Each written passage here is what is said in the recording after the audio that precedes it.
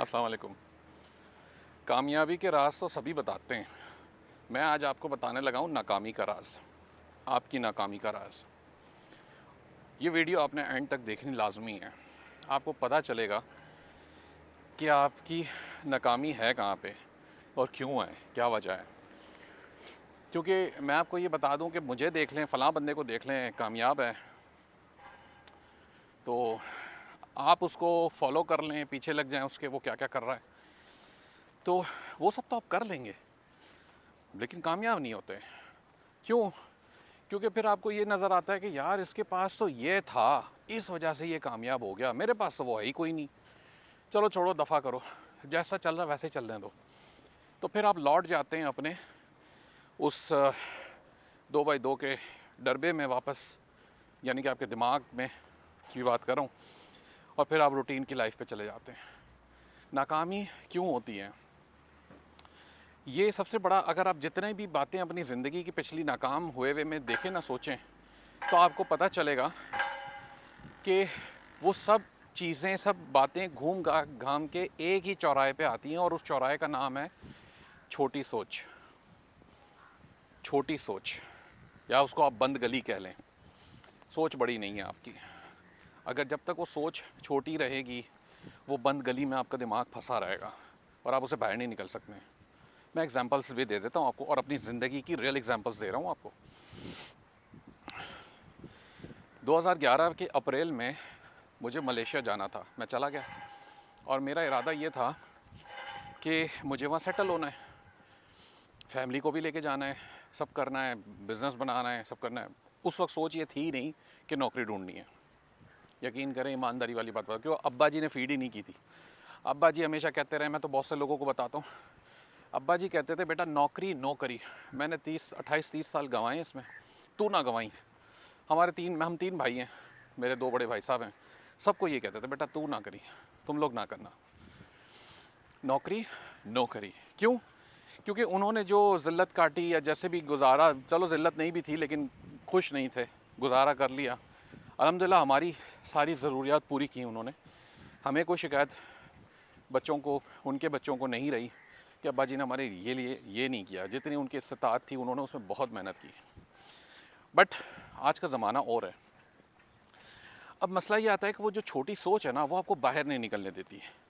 मैं 2011 में अप्रैल में जब मलेशिया जाने लगा, तब मैंने जो रिसर्च खुद इंटरनेट पे उस वक्त ज़माने में की थी, उसमें बहुत सारी बातें ऐसी थी जो मुझे पता नहीं थी। इंटरनेट के ऊपर ज़ाहिर सी बात है आपको सारी बातें स्कैटर्ड इन्फॉर्मेशन मिलती होती है, और आप फंसे रहते हैं।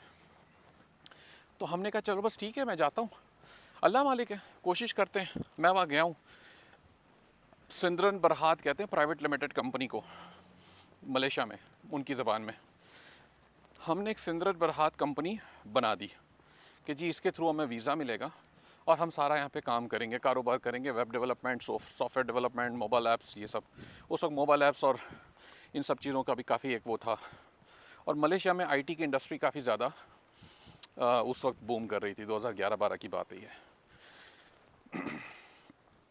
तो जब मैं वहाँ गया हूँ ना, तो मुझे फैमिली को बुलाने में तकरीबन 6 महीने लग गए। मैं तो ये सोच के गया था कि 2 महीने का वीज़ा, 1 महीने का वीज़ा मिलता है, 1 महीना एक्सटेंड हो जाता है, वहीं पे रहते हुए इनमें सारा काम धाम कर लूँगा और फिर फैमिली को बुला लूँगा। लेकिन मुझे लगे 6 महीने, उसके अंदर 2 से 3 मेरे पाकिस्तान चक्कर भी लगे, फैमिली को भी एक दफ़ा लाया लेकिन वापस भी गई फैमिली, सब कुछ हुआ। ये सारी ख्वारियाँ काटी मैंने, पैसे भी बहुत सारे लग गए मेरे, ज़ाहिर सी बात है जितनी एक्सपेक्टेशन थी उससे काफ़ी ज़्यादा लगे, वो टिकट्स ही बहुत ज़्यादा महंगे पड़ते हैं। तो बहरहाल, लेकिन अक्टूबर में, प्रॉबली अक्टूबर या सितंबर में किसी वक्त में जाके हम अल्हम्दुलिल्लाह सेटल हो गए वहाँ पे। यानी कि हमारे वीज़े भी लग गए, पासपोर्ट पे स्टिकर्स भी लग गए, हमें वहाँ पे हमने सब किया और सेटल हो गए। अब वहाँ की ज़िंदगी नई बनानी थी, वो ज़ाहिर सी बात है सब चीज़ें होनी है, तो वो अलग हैं, वो चैलेंजेस हैं रूटीन के हैं, वो हम किसी और वक्त बात करेंगे। लेकिन ये जो 6 महीने के दौरान ये में जो चक्कर लगे ना, उसमें जो पैसे आगे मैंने 3-4 महीने के लिए रखे थे ना, यानी कि मैं जब मलेशिया जाऊँगा 3-4 महीने मैं वहाँ पे, इतने मेरे पास पैसे हों कि वो 3-4 महीने तो कम से कम मुझे काम ना मिला तो मेरी और मेरी फैमिली का मैं गुजारा कर सकूँ, इतने पैसे मैंने बैकअप में रखे थे। लेकिन वो तो 6 महीने में जो चक्कर ज़्यादा लग गए मेरे, और मेरे काम टाइम पे हुए नहीं थे। ये कागज़ लाओ, वो कागज़ लाओ, कुछ कागज़ ऐसे थे जिसके लिए मेरी पाकिस्तान में हाज़िरी ज़रूरी थी, उसके बगैर नहीं होता। कुछ कागज़ ऐसे होते हैं जहाँ पे मलेशिया में हाज़िरी ज़रूरी थी। तो एनी हाउ ये चक्करों में पैसे ख़त्म हो गए। अब हम ये परेशान थे कि अब हम अक्टूबर में मलेशिया पहुँच तो गए, गुजारा कैसे करेंगे, अब तो पैसे कोई नहीं है। मैंने शायद पहले ही बताया था, मेरा सॉफ्टवेयर का एक्सपीरियंस है प्रोग्रामिंग का। तो मैंने ना PHP पे एक सॉफ्टवेयर बनाया था वेब बेस्ड इवेंट टिकटिंग का। आज भी वो मेरे ख्याल से कहीं ना कहीं पड़ा होगा। वो उस वक्त हफ्ते में एक दो कॉपीज़ बिकती थी, उसकी $250 मुझे आते थे उससे। एक या दो कॉपीज़ हफ्ते में कभी बिक जाती थी। मैंने बहुत ज़्यादा उस पर पैसा नहीं लगाया था, क्योंकि मैं तो प्रोग्रामर था ना, मार्केटिंग एडवर्टाइजिंग तो मुझे आती कोई नहीं थी ना, सर्च इंजन ऑप्टिमाइजेशन थोड़ा बहुत पढ़ा के मैंने कर लिया था। जब ये हम वहाँ पे सेटल हो रहे थे ना, तो पैसे चाहिए थे। मैंने इस सॉफ्टवेयर को लिस्ट कर दिया फ्लिपा पे। मैंने कहा कुछ तो पैसे आए ना, तो मुझे बायर मिल गया इसका, क्योंकि ये बहुत ज़्यादा ऐसा ज़बरदस्त सॉफ्टवेयर उस लेवल पे नहीं था कि बहुत ज़्यादा सेल्स जनरेट कर रहा हो, लेकिन जो फीचर्स और उस लेवल पे था ना, वो बहुत अच्छे थे उसके, जो मैंने बनाए थे। उस बंदे को बहरहाल पसंद आ गया। उसने कहा कि मैंने मांगे तो $10-12 थे कुछ उसके। उसने कुछ आई थिंक, जहाँ तक मुझे सही से याद है, वो $8,000 में हमारा मामला सेटल हो गया। अब मलेशिया में $8,000 जो है ना, वो तकरीबन कोई 30-35 हज़ार रिंगिट बन गए। 30-35 हज़ार रिंगिट का मतलब ये हो गया था कि मैंने वहाँ पे घर की जो शुरू में डिपॉजिट था सिक्योरिटी, वो भी दे दिया, उसमें से एक मुनासिब सी गाड़ी भी ले ली, और आगे भी 2-3 महीने का मैंने समझ लें ग्रॉसरी का ख़र्चा भी मेरा आ गया। तो मैं तो बड़ा खुश हुआ। मैंने कहा यार, अल्लाह ताला ने तो बड़ा मेरे लिए करम कर दिया। खैर, ये था सोच का फ़र्क। क्या फ़र्क था इसमें? डरा नहीं, लौट नहीं गया पाकिस्तान वापस। नहीं जी, मेरे पास तो पैसे ख़त्म हो गए, नहीं जी मैं तो यहाँ मुश्किल में फंस जाऊँगा, नहीं जी आगे तो ये होगा। ये सोच का फ़र्क था। मैंने मलेशिया में 4 साल गुजारे, बिज़नेस करता रहा हूँ और पैसे बनाता रहा हूँ, अल्हम्दुलिल्लाह खुश रहा हूँ। ऐसे हालात में नहीं गया कभी भी, अल्लाह ताला ने कभी ऐसा हालात नहीं दिया मुझे जहाँ पे मुझे ये लगे कि दोपहर का खाना तो खा लिया, रात को क्या खाएंगे, पैसे कहाँ से आएंगे, ये नहीं सोचना पड़ा। अल्हम्दुलिल्लाह बहुत अल्लाह ताला ने मेरे पे करम किया। सोच का फ़र्क इसलिए आपको बता रहा हूँ। अब अगर मैं, इसलिए मुझे ये बात आपसे आज कर रहा हूँ क्योंकि मैं आजकल, हमने वो जो एटसी का प्रोग्राम लगाया, इतने अरसे से आप देखें मेरी फीड्स पे जाके, टाइमलाइन पे, स्किल्स पैंडा के ग्रुप में, हमने तो कोई कोर्स अनाउंस नहीं किया था। इतना अरसा हो गया, मैं तो कोर्स बेचना ही बंद कर दिया था। ये वाला मामला हमने क्यों किया? एक फिर से एक कह लें मुझे कीड़ा काटा। मैंने सोचा यार एटसी के ऊपर माशाल्लाह से रिज़ल्ट्स अच्छे आ रहे हैं, तो चलो लोगों को दोबारा थोड़ा सा मोटिवेट करके सिखाया जाए। बंदे लगा देते हैं कुछ जो इनको सिखा लेंगे। तो हमने इसलिए वो आवाज़ लगाई। अच्छा, छोटी सोच और बड़ी सोच वाला ही मामला अभी चल रहा है, ठीक है, वही बात हो रही है। तो कमेंट्स में मुझे क्या पढ़ने को, अल्हम्दुलिल्लाह इनरोलमेंट्स बहुत आ रही है हमारे पास, ऐसा नहीं है, लोग तो बड़े आ रहे हैं इनरोलमेंट्स करने के लिए, क्योंकि ये बड़ी सोच वाले हैं ना। अब छोटी सोच वाला क्या कहता है? कमेंट में आके कहता है कि भाई साहब आप तो अपने 5,000 रुपये लेके सीधे कर लेंगे, आपने लोगों को ये नहीं बताया एक वीडियो में, अपनी वीडियो में या एडवर्टाइजिंग में, कि आगे क्या खर्चे होंगे, ये तो गरीब मर जाएगा आगे के खर्चे भुगताने में, आप तो 5,000 रुपये लेके अपना मामला सीधा कर लेंगे। अच्छा जी, ये थोड़ा सा फिर टेढ़ा हो गया, हाँ अब ठीक है। आप तो अपने 5,000 लेके सीधे कर लेंगे और ये गरीब तो मर जाएगा। अच्छा जी, कैसे मरेगा, किस बात पे मरेगा? मैं आपको बता भी देता हूँ वो सारे खर्चे क्या हैं। आपको एक टूल चाहिए होता है प्रोडक्ट रिसर्च का, और एक सस्ता सा टूल है ई-रैंक का। ये पहले $6 का हुआ करता था, आजकल इनको हमने को ट्रैफिक ज़्यादा भेज दिया, ये फैल गए, इन्होंने $10 का कर दिया है ई-रैंक का टूल। अच्छा, लेकिन जितना काम हमें चाहिए होता है उसका कोई 70% काम इनके जो फ्री मॉडल है उससे भी हो जाता है, ठीक है। हम पेड वर्जन यूज़ करते हैं, लेकिन फ्री वाले से भी अच्छा खासा काम हो जाता है। तो $10 ही है, ठीक है, $10 पाकिस्तानी 3,000 रुपये बन गया, 2,500 रुपया जो भी है। अच्छा 3-4 बंदे मिल के भी ले सकते हैं, 4 बंदे ले लें मिल के, ग्रुप बना लें, $2.5 डाल दें, तो ऐसा भी हो जाता है। वैसे ये आपकी और मेरी सोच की बात है अब। अच्छा और क्या खर्चा है? अच्छा जी एटसी तो साइन अप फीस ले लेगा, हाँ जी ले लेगा, लेकिन वो सबसे नहीं लेता। कुछ केसेस में होते हैं, कुछ केसेस में नहीं होती है फ़ीस, ठीक है। ये ज़रूरी नहीं है कि हर मेरे अकाउंट्स नए बने हमने नहीं दिए हैं, कुछ अकाउंट्स पे वो नहीं लेता, कुछ अकाउंट्स पे वो लेता है। अब एटसी के क्या एल्गोरिदम्स हैं मुझे नहीं पता अंदर के। हमने ये देखा है कि कुछ ऐसी जगहों से अगर आप साइन अप कर रहे हैं जो छोटी जगहें, जैसे साहिवाल, सरगोदा, मियाँ चन्नू, ये जो इलाके तो पहले थोड़े से बदनाम भी हुए थे अमेज़ॉन के ज़माने में, अभी भी ज़माना तो खैर चल ही रहा है, लेकिन है अच्छा अब ठीक है। तो हो सकता है वो उस वजह से भी हो, हमसे तो नहीं मांगे, लेकिन हमने कहा चलें ठीक है, $15 या $19 वो चार्ज करता है, लेकिन वो वन टाइम है, फर्स्ट टाइम आपसे साइन अप करने के लिए वो लेगा। अच्छा और क्या ख़र्चा है?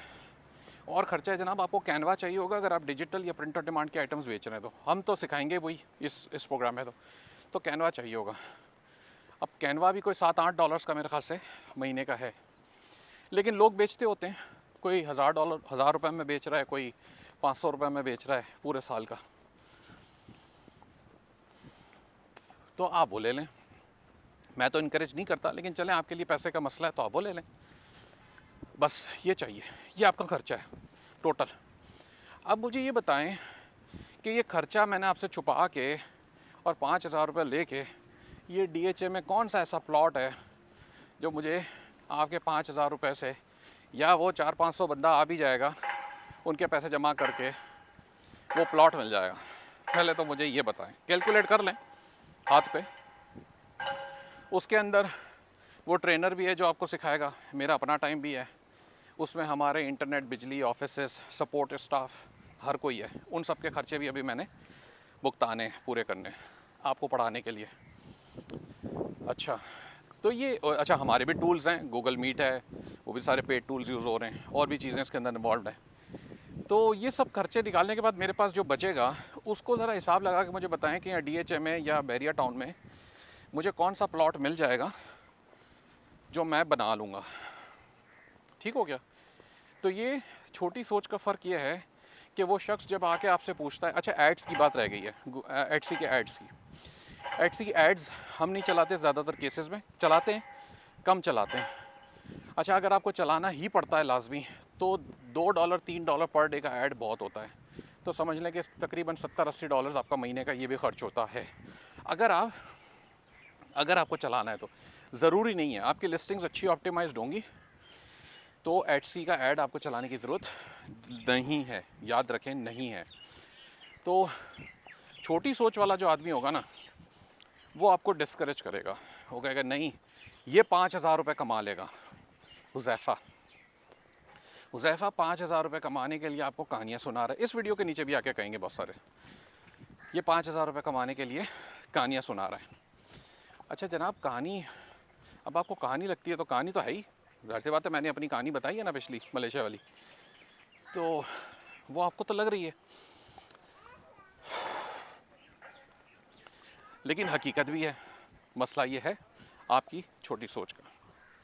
अच्छा जो कामयाब हैं, जिनकी सोच छोटी नहीं है, मैं उनसे मुखातिब नहीं हूँ, उनको बुरा मनाने की ज़रूरत नहीं है, लेकिन जिनकी है वो बेशक बुरा मनाए, अच्छी बात है। आपको बुरा लगेगा तो आप शायद कुछ ना कुछ आप एक्शन ले लेंगे ना अपनी ज़िंदगी को बेहतर बनाने के लिए, तो ये है।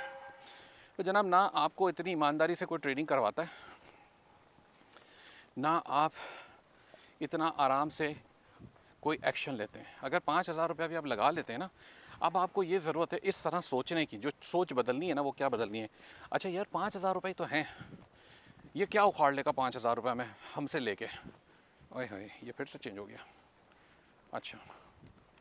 अच्छा भाई $5,000 तो हैं, क्या फ़र्क पड़ता है, आगे तो बढ़ें। मैं तो मलेशिया चला गया इस बात को सोचते हुए कि चलो यार कुछ सीखेंगे, अगर अभी कुछ खुदा ना खास्ता नहीं बना मामला तो कुछ सीख लेंगे।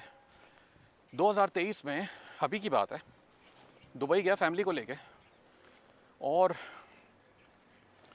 40 लाख रुपए मेरे खर्च हो गए कंपनी बनाने में, वीज़े में, और घर वर लिया, वहाँ पे रहे, थोड़ी बहुत फर्निशिंग की।